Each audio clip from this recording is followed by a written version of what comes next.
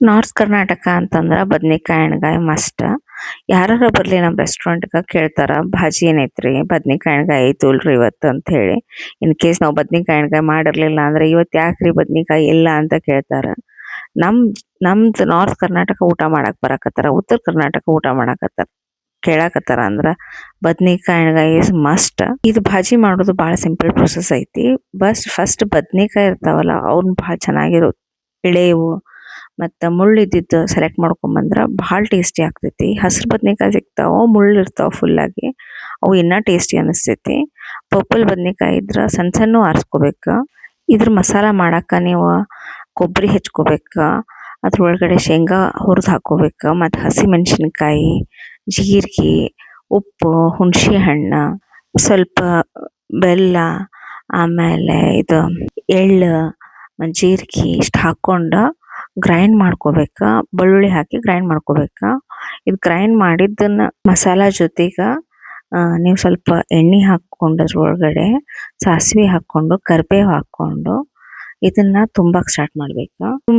ತುಂಬಿ ಸ್ವಲ್ಪ ಇದ್ರ ಏನು ಲಾಸ್ಟ್ ಮಸಾಲ ಉಳಿತೈತಲ್ಲ ಅದನ್ನ ಅದ್ರ ಕಡಾಯಿಗೆ ಹಾಕಿ, ಆಮೇಲೆ ಅದ್ರ ಮೇಲ್ಗಡೆ ಎಷ್ಟು ಅದು ಸ್ವಲ್ಪ ಕವರ್ ಆಗೋ ಮಟ್ಟ ಬದ್ನಿಕಾಯಿಗೆ ಸ್ವಲ್ಪ ನೀರು ಹಾಕ್ರಿ.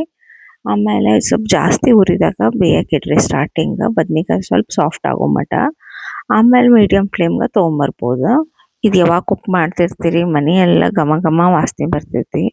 ಇದ್ರ ಜೊತೆಗೆ ಬಿಸಿ ಬಿಸಿ ಜೋಳದ ರೊಟ್ಟಿ ಅಥವಾ ರಾಗಿ ರೊಟ್ಟಿ, ಹಸಿ ಮೆಣಸಿನ್ಕಾಯಿ ಚಟ್ನಿ ಇರಲಿಲ್ಲ ಅಂದ್ರೆ ಬದ್ನಿಕಾಯಿ ರಸ, ಬದ್ನಿಕಾಯಿ ಮಸ್ತ್ ಟೇಸ್ಟ್ ಬರ್ತೈತಿ. ಇದ್ರ ಜೊತೆ ನಮಗೆ ಈವನ್ ಬಿರಂಜಿ ಅನ್ನ ಅಂತ ಮಾಡ್ತೇವೆ ನಮ್ಮ ಕಡೆ, ಅದು ಭಾಳ ಟೇಸ್ಟಿ ಅನಿಸ್ತೈತಿ. ಅದು ನಾನು ನೆಕ್ಸ್ಟ್ ವಿಡಿಯೋದಾಗ ಶೇರ್ ಮಾಡೇನಿ, ನೋಡ್ರಿ. ಇದು ಮಾಡೋ ಪ್ರೊಸೆಸ್ ಭಾಳ ಸಿಂಪಲ್ ಐತಿ. ಒಂದು ಸತಿ ಟ್ರೈ ಮಾಡಿದ್ರೆ ಮತ್ತೆ ಮಾಡ್ಬೇಕಂತ ಅನಿಸ್ತೈತಿ. ಮನ್ಯಾಗಿನವರು ಭಾಳ ಇಷ್ಟಪಟ್ಟು ತಿಂತಾರೆ ಇದನ್ನ. ನಿಮ್ಮ ಮನ್ಯಾಗ ಬದ್ನಿಕಾಯಿ ಯಾವ ಥರ ಇಷ್ಟಪಟ್ಟು ತಿಂತೀರಿ ಅಂತ ಕಮೆಂಟ್ನಾಗ ತಿಳಿಸ್ರಿ. ಬದ್ನಿಕಾಯಿ ಎಣ್ಗಾಯಿ ಇಷ್ಟನೋ, ಹುಳ್ಗಾಯಿ ಇಷ್ಟನೋ, ಏನು ಬದ್ನಿಕಾಯಿ ಭರ್ತಾ ಮಾಡ್ಕೊಂಡು ತಿನ್ನಕ್ಕೆ ಇಷ್ಟಪಡ್ತಿರೋ ಅಂತ ಕಮೆಂಟ್ನಾಗ ತಿಳಿಸ್ರಿ. ನನಗೆ ಗೊತ್ತಿರೋ ನೆಕ್ಸ್ಟ್ ರೆಸಿಪೀಸನ್ನ ಬದ್ನಿಕಾಯಿ ರಿಲೇಟೆಡ್ ನೆಕ್ಸ್ಟ್ ಶೇರ್ ಮಾಡ್ತೀನಿ. ಈವನ್ ವಾಂಗಿಬಾತ್ ರೆಸಿಪೀಸು 100% ಶೇರ್ ಮಾಡ್ತೀನಿ. ನಿಮ್ಗೆ ಈ ವಿಡಿಯೋ ಇಷ್ಟ ಆದ್ರೆ ಲೈಕ್ ಮಾಡಿ, ಶೇರ್ ಮಾಡಿ, ಮತ್ತು ಇಂತೂ ಅಥೆಂಟಿಕ್ ರೆಸಿಪೀಸ್ಗೆ ಫಾಲೋ ಮಾಡೋದನ್ನ ಮರಿಬೇಡ್ರಿ. ಕಮೆಂಟಲ್ಲಿ ಹೇಳಿ ನೀವು ಎಣ್ಗಾಯಿನ ಜವಾರಿ ರೊಟ್ಟಿ ಜೊತೆ ಇಷ್ಟಪಡ್ತಿರೋ ಅಥವಾ ರೈಸ್ ಜೊತೆ ಇಷ್ಟಪಡ್ತಿರೋ, ಏನು ಬಿರಂಜಿ ಅನ್ನ ಜೊತೆ ಟ್ರೈ ಮಾಡೋಕ್ಕೆ ಇಷ್ಟಪಡ್ತಿರೋ ಅಂತ ಹೇಳಿ. ನಾನು ಇಂಥ ಈ ರೆಸಿಪಿನ ಟ್ರೈ ಮಾಡಿರಿ. ಇದು ನಿಮ್ಮ ಫೇವ್ರೇಟ್ ಆಗೋದು guarantee. Thank you for watching.